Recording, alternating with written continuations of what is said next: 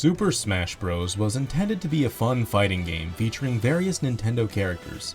Later in the series' life, third-party characters were added, and Smash went from Nintendo crossover game to a celebration of gaming history.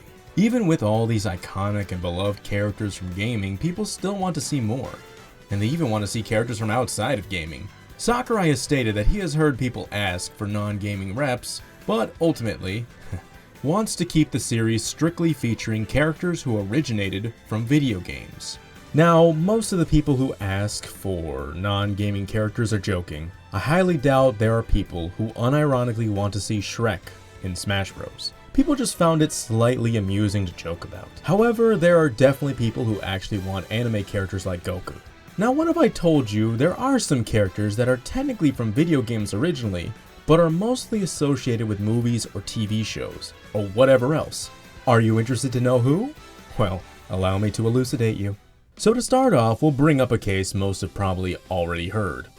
Lightning McQueen from the Pixar movie Cars is technically a video game character first.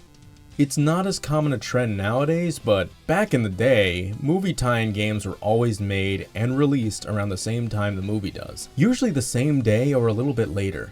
In the case of Cars, however, the video game actually released 3 days before the movie.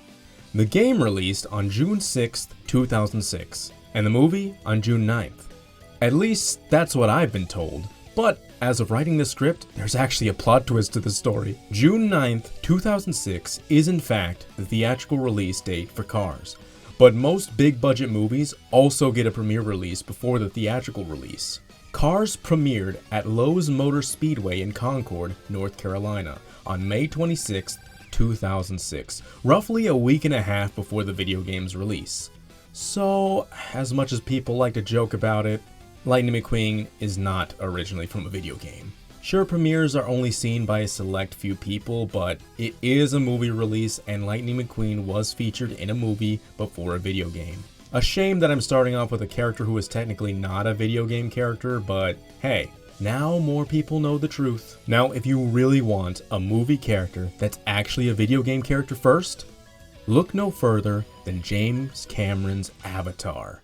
Its premiere was on December 10th, 2009, and the video game released on December 1st, 2009. There is one problem here though. The game takes place 2 years before the movie. So the main character Jake Sully does not appear in the game, as far as I know. Instead, you play as a custom avatar named Able Rider. Okay, is that supposed to be an on-the-nose pun that I'm not quite getting? It kind of feels like a pun. So, Able Rider is a character from a video game associated with a movie, so they can be in Smash, but I was really hoping for an actual character from the movie. Well, I'm in luck. The antagonist from the movie, Miles Quaritch, does make his first appearance in the game.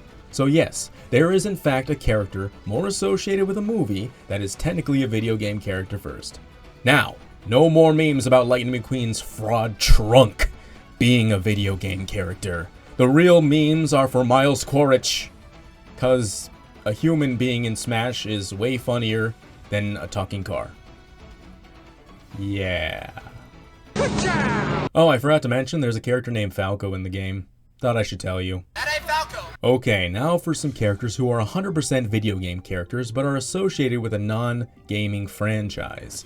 This is actually the reason why I made this video in the first place. Star Wars is a pretty well-known series. Maybe you've heard of it. Star Wars!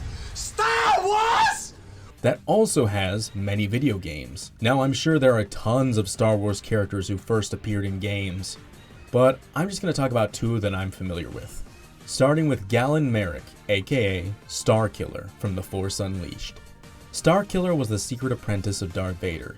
He started as a Sith, but later turned to the light side of the Force. The Force Unleashed has released on Nintendo consoles, so I figured he had the better chance out of the two characters I picked here, but as it turns out, there was a Force Unleashed graphic novel that released before the games. So I guess he's technically a comic character first. As for the second option, it's Cal Kestis from Jedi Fallen Order. He was a Padawan in the Clone Wars who survived the Jedi Purge. Now both his games, Jedi Fallen Order and Jedi Survivor, have not released on Nintendo consoles, and who knows if they ever will, but that wasn't necessarily a requirement to be in Smash. Sakurai only ever said they had to have appeared in a video game first. And wouldn't you know it, Cal's first appearance was in fact in a video game. There was no tie-in novel released before the game. He wasn't in any shows or movies. He is original to Jedi Fallen Order. So yes, there is a Star Wars character that can qualify to be in Smash. So I already mentioned that many people really want anime characters in Smash Bros. And yes, anime is usually not their first appearance, but their first appearance is usually manga. But what if I told you there is an anime character that originated from a video game? Are you interested to know who it is? Oh, you're going to be, for sure. I'm not too familiar with the Fate series myself, and all the viewers who are probably know where this is going, but it did start off as a visual novel. Visual novels are in fact considered video games, even if they are mostly just reading. Saber from the first Fate series game, Fate Stay Night, is actually a pretty highly requested character for Smash over in Japan. The series is quite popular, and like I said, it was a video game first, but the kind of game it is, well, might not be what you expect. Or it could be exactly what you expect when I say visual novel. Fate Stay Night is an eroge. What does that mean? Well, eroge is an abbreviation of erotic game. That's right, Saber from the Fate series is from a porn game, which is in fact a video game, meaning she qualifies to be in Smash Brothers. I guess smashing isn't anything new to her, huh? At least, I assume you do have the option to have sex with her in the game, right? It's between her and this other girl, Rin. Again, I know nothing about Fate, but I know those are the two main girls. Whatever, point is, Saber is from a video game. Sakurai said they had to be characters from a game. He never said porn games weren't allowed. Makes me wonder if characters from Honey Pop could get into Smash Bros. The Switch even has some eroge on Switch. Wait. The Switch even has some eroge in the eShop.